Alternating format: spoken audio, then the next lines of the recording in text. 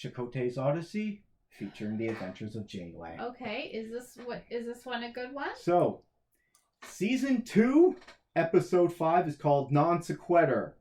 And it focuses on one... Yeah, I don't know what it means. Anyway, it focuses on one character.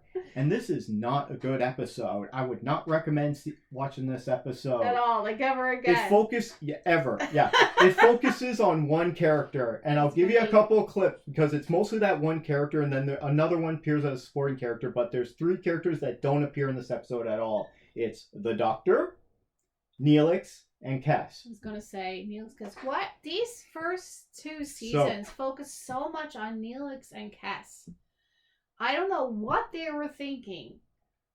Mm-hmm. The characters are just really... So, who do you think that strange. This episode would be about? And Neelix.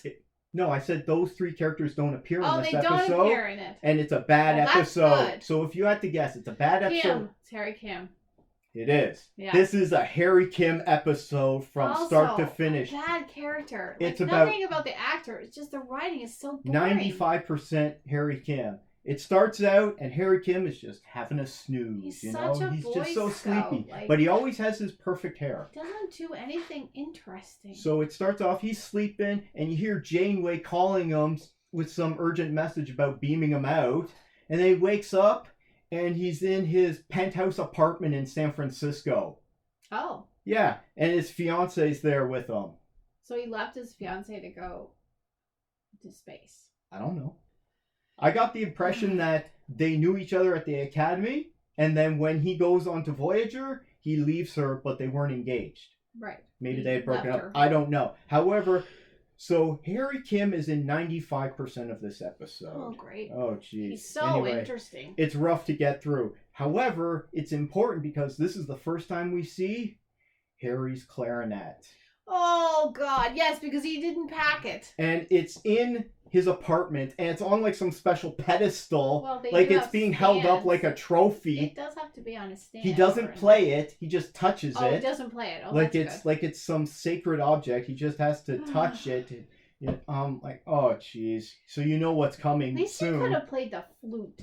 Like, that would have been better. Or the harp or something. Maybe the trumpet? Trumpet's cool. It's not, you can't practice that in an apartment, though. But maybe you can on Voyager. I don't know. My brother outside, sit on the milk box. Hey, all their special bionic technology in the walls could be good sound. Right, yes, there you go. Perfect. Anyway. So he has been sent into this alternate timeline. Okay? And he's on Earth. And what happened is he was flying, we don't see it, but he was flying his shuttle, and he flew his shuttle into a time stream experiment that these aliens were doing. And so, and what happened, and he was doing all these things. Why are they just going to Earth? Like, they're just dilly-dallying.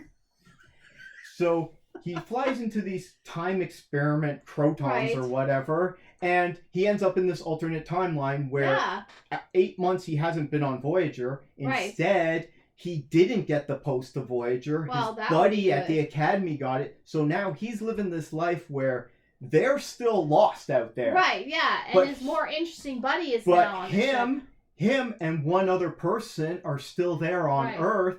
And so he's there, and he's living in a penthouse apartment in San Francisco, and he's got a fiance now. Right. He's a beautiful woman, and he's got this job. He's still an ensign, but he's been working on these new engine designs, designed for a shuttle. So him and his other buddy are working on it. He just doesn't remember any of this, but I'm sure he could get himself caught up. See, this was their opportunity. They could have dropped him as a character and gone with a more interesting person and left the interesting person on the ship. So Harry Kim now has this alternate life, right? Right. So what does he decide to do? No, I have to get back to Voyager. Why? Why? That's their problem. I know. So he has to go and get someone's help. So who else wasn't on Voyager in this alternate timeline?